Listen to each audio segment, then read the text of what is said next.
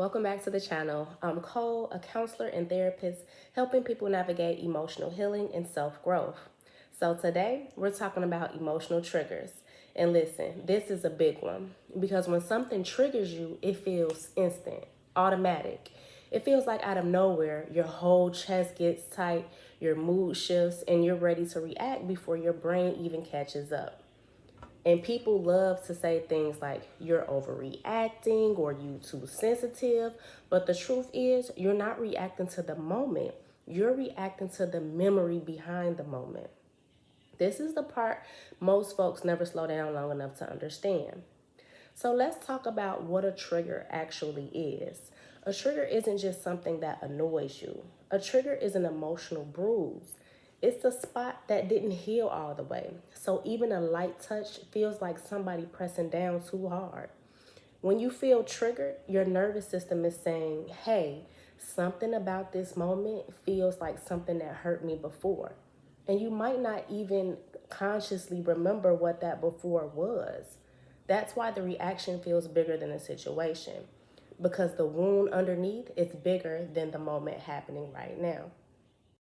Triggers show up in different ways. Some people shut down, some people snap, some people get quiet and try to distract themselves.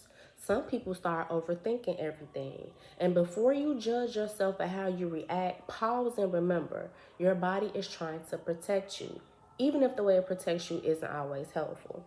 Sorry for the silence. Let me tell you something. Every trigger has a story. A lot of triggers come from moments we didn't feel safe, times we weren't heard, times we felt abandoned, situations where we were embarrassed or rejected, relationships where we weren't valued, childhood moments we didn't have the language to explain. Sometimes you'll be triggered by things you thought you got over, but healing doesn't mean you forget. Healing means you recognize the wound without letting it run your life. Okay, so here's the emotional intelligence part about all this. When you get triggered, instead of reacting instantly, try asking yourself these questions. What did I feel in my body the moment this happened? Was it heat, tightness, feeling small, defensive? Number two, what did this moment remind me of? Even if it feels silly, just name it. Number three, what story did my brain tell me? Did your brain say they don't care about me? Here we go again, I'm being abandoned or I'm being judged? And number four, is that story true or familiar?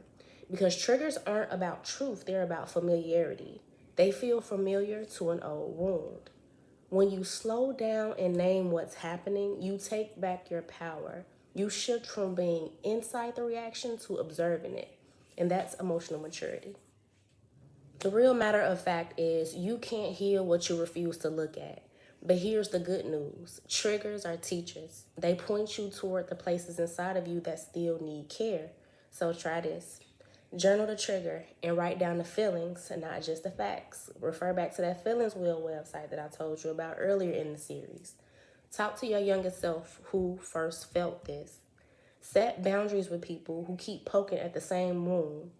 Practice slowing down your reaction with breathing or grounding techniques.